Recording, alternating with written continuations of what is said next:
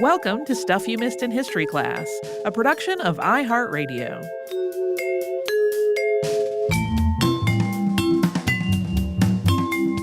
Hello and welcome to the podcast. I'm Tracy V. Wilson. And I'm Holly Fry. So that same trip into Boston that brought about our recent episode on Mary Dyer also inspired this one. I was wandering around the Museum of Fine Arts and I stumbled onto a set of paintings. They depicted the five senses, and I found them to be just very striking and very beautiful, very realistic with this very dark, almost somber kind of color palette, and also at the same time, just full of lovely details, like the way the light would fall onto the curls of one subject's hair, or the way their clothing draped around them. These paintings turned out to be by 17th century Flemish painter Michaelina Wautier, who you will also hear pronounced more like Wautier, depending on whether the person is using a French pronunciation or a Dutch one.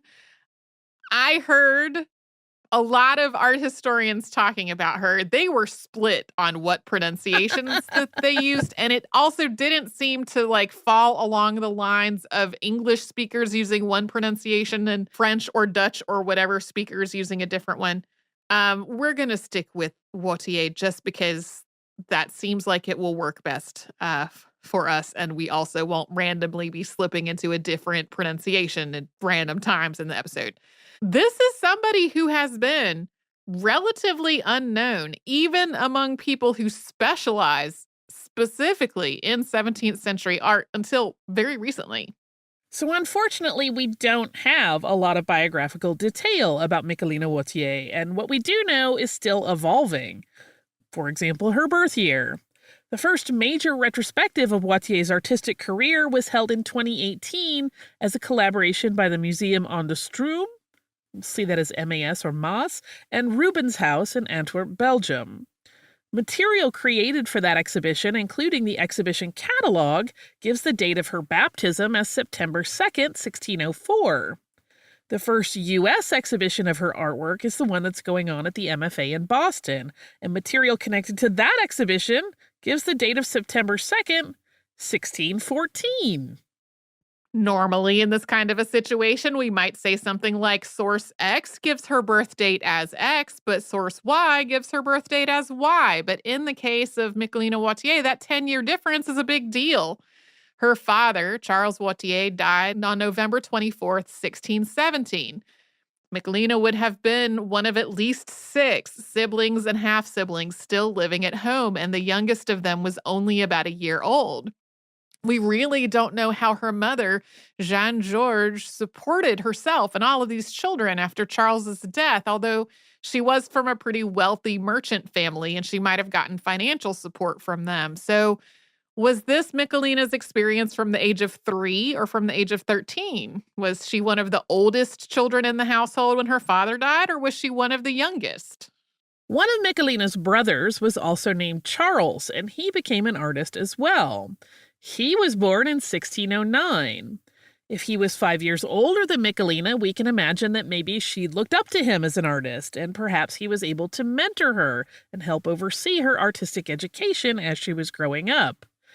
If he was 5 years younger than Michaelina, he may still have provided her access to artistic training and space that she wouldn't have had otherwise when they were both adults. But it could have been a very different dynamic.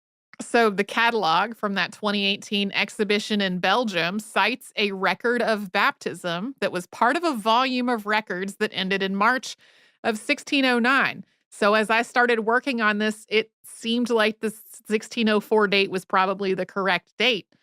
But then I emailed the Center for Netherlandish Art at the MFA, which organized this current exhibition there, to ask if there was maybe some newly uncovered information correcting the date to 1614.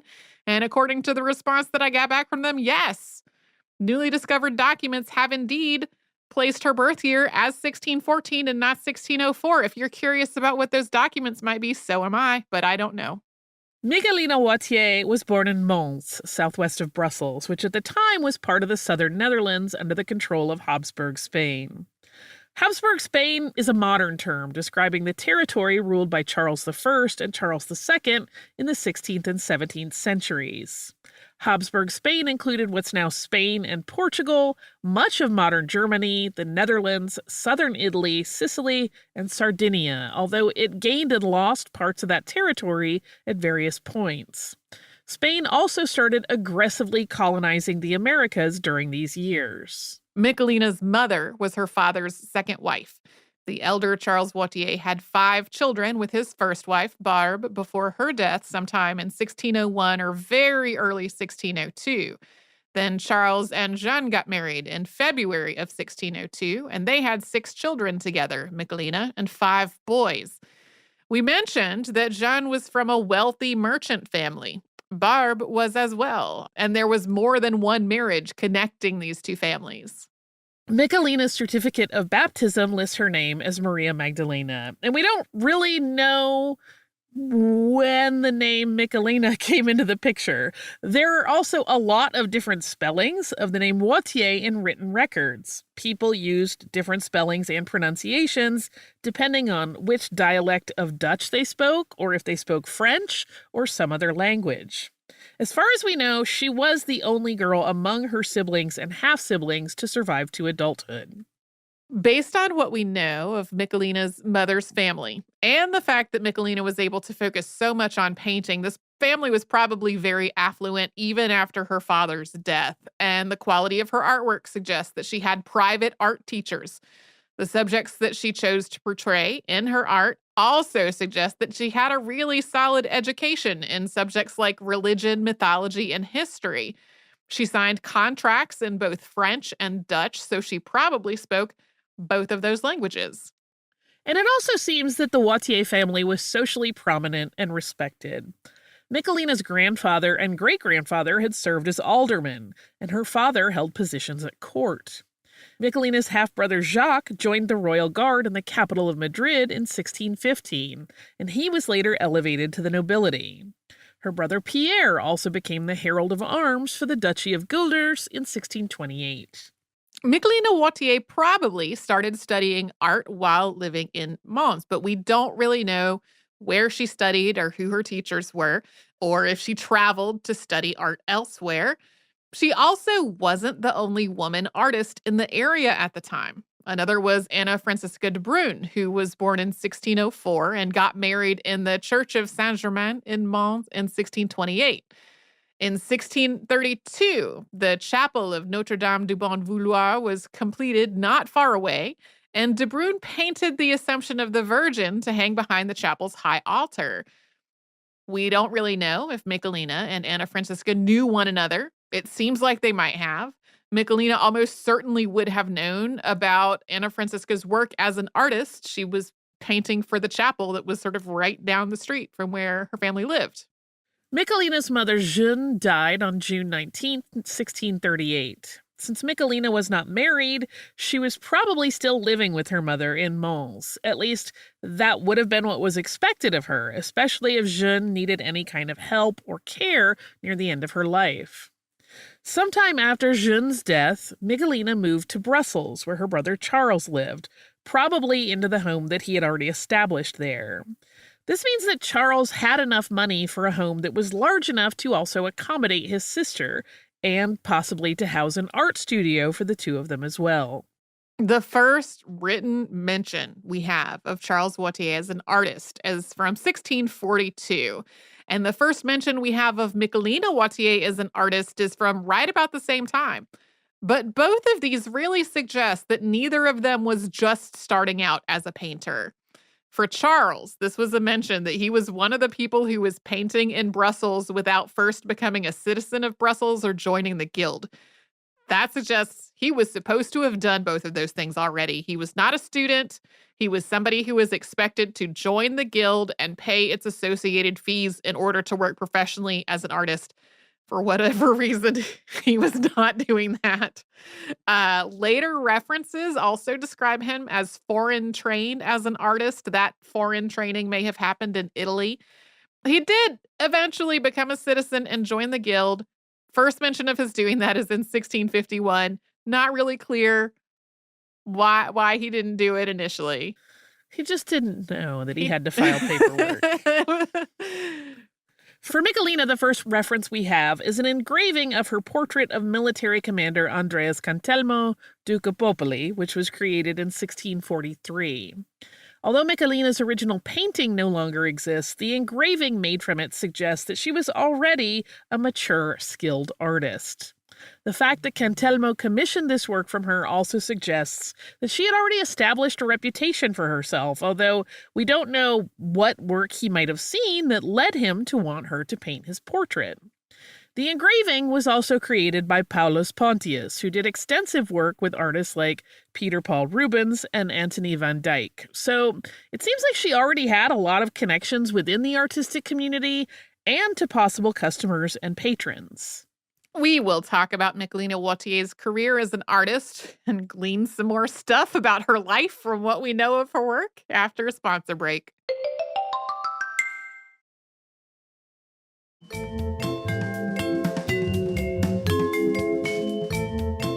Michaelina Wautier is not the first 17th century woman artist we have talked about on this show.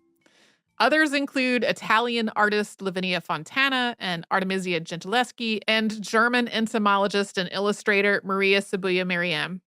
Other prominent women artists from the period who we have not discussed include Dutch artist Judith Leister. She, Artemisia Gentileschi, and Michaelina Wautier are sometimes grouped together as examples of just especially prominent and skilled women artists from this period. But there were many, many other women working as artists in the 17th century whose work did not become as well known. In the chapter Michaelina Wautier and Working Women in Early Modern Europe from the 2018 exhibition catalog, Martha Howell writes that there were dozens of professional women painters, perhaps even hundreds in the 16th and 17th centuries, and that there were also many more women who painted, but just not professionally. Many, but not all, of the most well-known women artists during this era were the daughters of male artists like Artemisia Gentileschi's father, Orazio, and Lavinia Fontana's father, Prospero, were both prominent professional painters. Of course, not every woman artist who came to prominence also had an artist father. Judith Leister's father was a brewer. But having a father, or maybe an uncle, or some other adult male artist in the immediate family could really open up a lot of doors for women to study art and find commissions and find places to exhibit their work. There were also a lot of limits on the lives and careers of most women artists. In much of Europe, membership in an artist guild was required to work professionally, but many artist guilds accepted few, if any, women. Women were often barred from art schools and anatomy classes and workshops where they might learn to draw and paint the human form, especially if those classes involved working with nude male models. As a result, a lot of women artists focused on subjects that they had easier access to. So things like flowers and landscapes and their own families and the families of people they knew. The style of painting that evolved in the southern Netherlands under Spanish Habsburg rule is known as Flemish Baroque painting, and still lifes of flowers and flower gardens were a big part of this style. This gave professional women painters some opportunities to make a living by painting something that was really popular and that they also had easy access to, and which was considered appropriate subject matter for women to be interested in. Of course, there were exceptions to these trends, a notable one being Artemisia Gentileschi, who we have covered on the show before. We just ran our episode on her as a Saturday classic. But another is Michaelina Wautier. The only other artist we know of in her family is her brother Charles, and the two of them seem to have come into their own as professionals at roughly the same time, at least within a few years of each other. We know of only 2 still-life paintings in Wautier's body of work, which may have been made together and intended as a pair. We're going to talk a bit more about those pieces later. She also did portraits and paintings depicting moments from history and mythology, which was not common for women artists at all. And one painting in particular suggests that she had a lot of opportunity to work with nude male models, something that women were generally prohibited from doing. And most, but of course not all, women painters at the time slowed down or stopped working entirely after getting married. But Wautier never married. It seems likely that living and working with her brother Charles gave Michaelina Wautier access to resources and educational opportunities that she just would not have had access to otherwise. She and her brother almost certainly consulted one another on their work as well, and they may have even collaborated, although each of them really developed their own style. In particular, Charles's brushwork tends to be smoother and more blended, while Michelina's is often a lot more layered with a lot shorter and tighter strokes. This is something you can't really see unless you're looking at the painting in person or if you have a really, really high resolution image of it that can retain all of that detail. Some of their commissions may also have come about through their other brothers' military connections. Both Charles and Michaelina painted a lot of portraits of officers who were serving the Spanish crown and other people who were connected with the Spanish Habsburgs. One of Michaelina Wautier's major patrons was Archduke Leopold Wilhelm of Austria, who bought at least 4 of her works and probably commissioned at least one of them. Leopold was governor of the Spanish Netherlands from 1647 to 1656, and he was also an avid art collector. There's a painting of him in his enormous gallery surrounded by his collection, which includes paintings by Titian, Raphael, Peter Paul Rubens, and Anthony van Dyck, among others. A painting that the Archduke almost certainly commissioned from Michaelina Wautier is called the Bacchanal, or the Triumph of Bacchus, which is often described as her masterpiece. And this one painting illustrates so many of the ways that Wautier really broke away from what was expected of women and women artists. Like, there was a period when the creator of this painting was not identified and people saw it and just assumed that it was by a man, because of all the things we're about to talk about. Number one, this painting was big. It was it still exists, more than 9 feet high and 12 feet wide, or about 2.7 by 3.7 meters. So it really wasn't something a person could easily create while painting on an easel in her own home or in a small studio space. Number 2 was the subject matter. The mythical god Bacchus reclining on a leopard skin while being carried in what looks like a wheelbarrow pushed by a satyr. He's in the middle of a procession of more than 15 people, most of them male and most of them at least partially nude. These people represent a spectrum of ages and body types, suggesting that Wautier had extensive knowledge of anatomy and had worked with enough live art models to be able to represent this level of physical diversity, and specifically that she had worked with nude male models. And this painting is radical and subversive in yet another way. There is only one figure who's looking outward from the canvas, and that is a woman painted in the right corner wearing a blush pink drape that exposes one of her breasts. This is a self-portrait of Wautier herself. We, of course, do not know her motivations or her thought process for putting herself in the painting in this way, but it is really easy to conclude from it that she was a person who wanted to push some boundaries. Wautier also created a full self-portrait sometime around 1649. It shows her as an artist, sitting in an easel holding brushes and an artist's palette with the paints that she's about to use. There's a faintly visible outline of a person's head on the canvas, suggesting that she is working on a portrait of a man. She is elegantly dressed, wearing a pearl necklace with her hair curling down to her shoulders. There's a small pocket watch near the edge of the easel, something several art historians have interpreted as reference to the passage or fleetingness of time, and also as a mark of her affluence because watches were expensive. And it's incredibly detailed. Wautier even painted in the weave of the canvas that she's about to start painting on with such clarity that it is hard to tell what's detail that she added and what is the actual weave of the physical canvas. About a year after making this self-portrait, Wautier created a series of paintings depicting the 5 senses. Sets like these, depicting the 5 senses, the 4 seasons, the 4 elements, the 7 deadly sins, things like that, they had started to become popular in the 16th century, although artists had been creating these kinds of sets as far back as the early Middle Ages. These sets of paintings were often full of allegory and symbolism, In terms of the five senses, artists often drew from Aristotelian philosophy, and they arranged the senses in a hierarchy with sight at the top of the hierarchy and then hearing, smell, taste, and touch.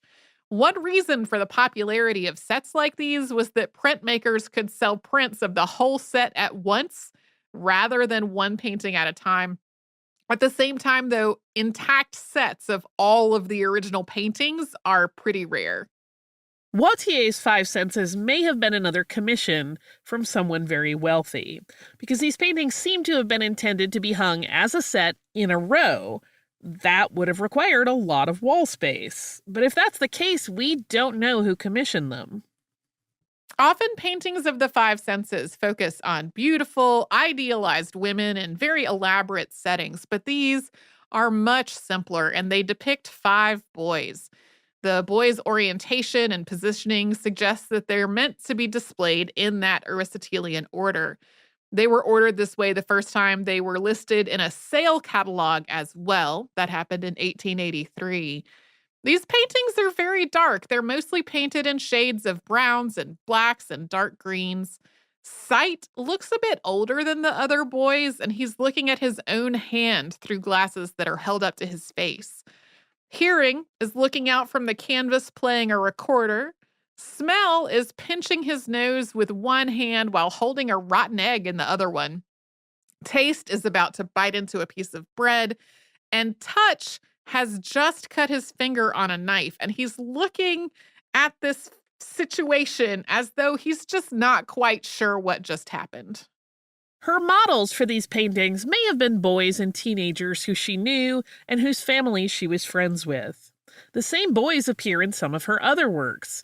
The boys in Taste and Touch are also painted in a piece called Two Boys, in which one boy is holding a partially eaten egg and the other seems to be trying to take it from him. The boy shown in Hearing is also one of the two boys in Boys Blowing Bubbles, which is exactly what it sounds like. It's boys blowing soap bubbles through a straw. Two Boys and Boys Blowing Bubbles are examples of Wautier's genre paintings, that is, paintings meant to represent scenes from everyday life. We will talk about some of Wautier's later works after a quick sponsor break.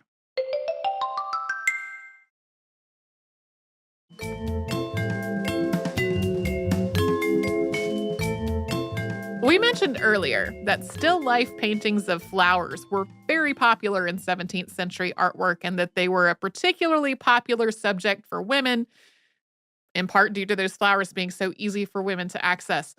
But as we noted earlier, there are only two known floral still lifes painted by Michaelina Wautier. They are Flower Garland with Dragonfly and Flower Garland with Butterfly. Both of them were painted in 1652. These may have been a set. In both of these paintings, the garland is draped in between two animal skulls. The flowers are really detailed and delicate, which contrasts with these animal skulls that extend sort of past the edges of the canvas. Another painting that may have been commissioned by Archduke Leopold Wilhelm was one of Italian Jesuit missionary Martino Martini. Michaelina Wautier painted this portrait in 1654. Martini was in Brussels from February to June of that year, and he had audiences with the Archduke during that time. Martini did his missionary work in China, and he was the first person in Europe to publish an atlas of China. Wautier painted him in Chinese garments, which is likely what he was wearing while in Brussels. He was known as Wei Quan Go in China. That name is shown in the painting's top right corner. This is the only known portrait of Martini made during his life.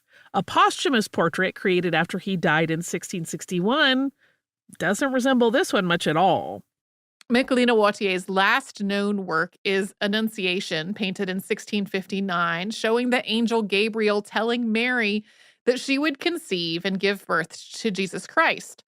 Although this painting still exists, it seems like it was cut down on the top and sides at some point. It's currently 200 by 134 centimeters or 6.5 feet by 4.4 feet.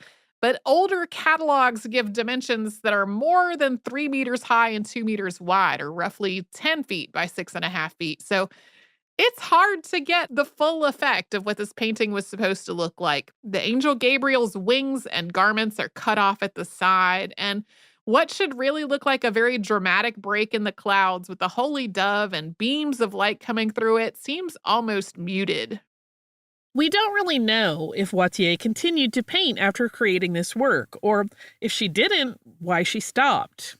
Over the 16 years between 1643 and 1659, when we know she was active as an artist, she created roughly 40 known works. These represented nearly every genre of painting that was part of the Flemish Baroque style, including portraits, still lifes, genre paintings, and history paintings. This is a much broader range than the vast majority of women painters at the time, and the history paintings in particular are notable because they are so far outside the realm of what women were thought capable of depicting. In 1668, Michaelina and Charles Wautier bought a home near Notre Dame de la Chapelle in Brussels, and in 1689 she died. With the birth year of 1614, she would have been about 75 years old. She was buried at Notre Dame de la Chapelle, and she left all of her possessions to her brother, so any paintings that had not already been sold to someone else probably stayed within her family. Charles Wautier died in 1703. Like Michaelina, he had never married, and he left most of his possessions to his nephew, Augustin Charles, who was master of the mint. Augustin Charles was allowed to dispose of those possessions however he saw fit. Charles Wautier also left an annuity to his maid, a woman named Jeanne Ledoux, and his will specified that this was in recognition of her service and devotion to his sister. That has led to some speculation about whether Michaelina needed particular care in the last years of her life that Jeanne was responsible for, or what their relationship might have been like. Based on all of the stuff that we have gleaned from her, what we know of her life and work, Michaelina Wautier seems to have been really well known and well respected in Brussels during her life. Multiple paintings of hers were bought by and possibly commissioned by Archduke Leopold Wilhelm, and she also made multiple portraits of prominent people who only would have worked with her if she had an established and respected reputation as an artist. She and her brother also seem to have been really well off. They bought and sold various pieces of property. They were able to support themselves and their lives and work as artists with no apparent problem. But after her death, Michaelina Wautier was almost entirely forgotten, and a lot of her work was misattributed to other artists, in some cases with her signature on her work painted over and replaced with someone else's. One thing that could have helped keep her name and legacy alive in the public consciousness was prints of her self-portrait. This was something many artists did essentially as a marketing tool to promote themselves while living and to help protect their memory after their deaths. But no prints of her self-portrait were ever made, and we don't know why. To be clear, her name did not totally disappear from history. She signed and dated roughly half her known pieces. And even with somebody painting over some of her signatures for unknown reasons, art historians and other writers still knew who she was. She was mentioned in texts from time to time in the centuries that followed. But it really wasn't until the end of the 20th century that people started really taking dedicated effort to correct those misattributions and also realizing just how prominent and groundbreaking her work had been. Various art historians today describe her as one of the old masters alongside contemporaries like Artemisia Gentileschi, Peter Paul Rubens, Anthony van Dyck, and Johannes Vermeer. In terms of misattributed work, at least one of those signed paintings wound up being attributed to Frans Wouters, who was one of Rubens's students, probably because of their similarly spelled last names. Some of Wautier's works were also incorrectly attributed to her brother. Her Bacchanal was listed in the inventory of the Archduke's possessions after his death in 1662, but her name was not included. Wautier was re-identified as its creator in 1967. Her Annunciation was attributed to French court painter Pierre Bedeau until her signature was discovered during a restoration in 1983. By the 18th century, her self-portrait had been misattributed to past podcast subject Artemisia Gentileschi. 3 different experts independently reviewed it in 2013 and concluded that it was Wautier's work. By that point, people had started unearthing more information about her. In 1991, art historian Pierre-Yves Curies had seen a painting by Charles Wautier while visiting a church. He learned that Charles was from Mons, and then he found mention of a Michaelina Wautier, also from Mons, and thought they might be siblings, but really didn't have a way to prove it. In 1993, art historian Catalina van der Stiegelen had been visiting a museum in Vienna to see a painting they had in storage, which had been attributed to Anthony van Dyck. While walking through the storage area, the Bacchanal caught her eye. She could see it had to be something notable, but it didn't match a style she immediately recognized, so she started researching its creator. In 1996, Curies read an article she'd published about Wautier and realized that their work was overlapping. Following the work of these and other art historians, people started looking for and finding lost and previously unknown works by Michaelina Wautier. While preparing for that 2018 exhibition that we've mentioned a couple of times, Rubenhaus in Antwerp announced an effort to find the Five Senses and Garland with a Butterfly. At that point, the Five Senses was known only as a black and white representation of hearing that had been printed in a 1975 auction catalog. Garland with Butterfly had been rediscovered before disappearing again in 1985. All of these paintings have since been found. Rosemarie and Ike van Otterlo, who founded the Center for Netherlandish Art at the MFA, along with Susan and Matthew Weatherby, bought the Five Senses in a private sale in 2020 and have loaned it to the MFA. Garland with Butterfly is on loan from a private collection to Het Noordbrabants Museum in the Netherlands. The 2018 exhibition of Wautier's work at Museum aan de Stroom was called Michaelina, Baroque's Leading Lady. It included 21 of her paintings, as well as related pieces by other artists. This exhibition really sparked renewed interest and name recognition, and that led to discoveries of other previously lost or unknown work, including and in addition to the Five Senses and Garland with Butterfly that we just mentioned. The exhibition at the MFA is called Michaelina Wautier and the Five Senses, Innovation in 17th Century Flemish Painting. It includes the Five Senses, Wautier's self-portrait, and other works by her predecessors and contemporaries. This is a collaborative effort by the Center for Netherlandish Art at the MFA and Brown University. 6 doctoral students from Brown helped curate this exhibition as part of a graduate practicum. The Center for Netherlandish Art has also started a new series called CNA Studies, and its first volume features essays by these 6 students. The order of things that really caught my eye when I was walking through here were like the paintings. Then the fact that it was student curated, I was like, how cool is that? That's amazing. Yeah. So yeah, that's Michaelina Wautier. Who I chose to do an episode on, knowing we didn't know much about her, and then realized we really know almost nothing about her. Do you have listener mail? I have listener mail. I do not know if this person says Brianna or Brianna, so one or the other. Hello, Holly and Tracy. I was once again so excited to hear mention of my hometown on your show. I've spent so much time listening to you as I explore the place where I grew up and have moved back to as an adult. It is interesting how history is told through the bias of the teller. I always understood the invention of the roller coaster was absolutely derived from the inspiration of tourism and being outdoors from our switchback. There was never a mention of Christianity nor a diversion from alcohol when local historians would brag about the inspiration. I thought I'd share some fun anecdotes about the switchback today. While the original switchback tracks are long gone, its history still brings tourists to visit Jim Thorpe. There is a tourist train that goes to the peak of an adjacent mountain in town, and you can view the clearing for the switchback cars, the nearby river, and the Pocono scenery. The switchback is part of the Rails to Trails project, something I'd love to hear more about as I enjoy hiking, biking, and walking on those paths frequently. We have a run to the top of the Switchback Trail every fall. Our soccer and track coaches in school would have us run to the top or as far as we could of this mountain several times during conditioning season, and I'm glad as an adult I can opt out of that activity. I've attached a photo of a replica railroad car that resides at the bottom of the trail, as well as a photo of the path, although it admittedly doesn't do it justice. It truly is quite narrow, quite tall, and quite steep. My doggo Paisley and I love to listen to you while we take our walks. Keep up the well-researched work.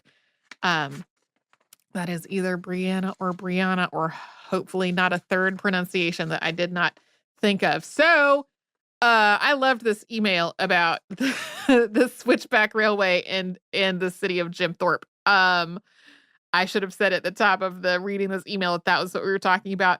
Also, I don't know if we can make an episode about the Rails to Trails project, but that is also a project I am very fond of. And one of the things I thought about in reading about how this picture does not really do it justice because it really is narrow and steep reminded me of the time that we did a live podcast in San Francisco. And I've seen plenty of footage of San Francisco. And I had looked at Google Maps and where I was thinking about going was like a mile away. A mile is a space I walk routinely a mile somewhere. Not a big deal. And it wasn't until I was there in person that I really understood how big the hills were. Yeah. I was like, I didn't understand this. So I'm imagining at the bottom of the former Switchback Railway in Jim Thorpe, I might also be like, whoop, I was not prepared for how steep this actually is. No, thank you. Yeah. So thank you so much for these pictures and for this email. If you would like to send us a note about this or any other podcast, we're at historypodcasts@iheartradio.com. We're also all over social media at Missed in History. That's where you'll find our Facebook, Twitter, Pinterest, and Instagram. And you can subscribe to our show on the iHeartRadio app and anywhere else you like to get your podcasts.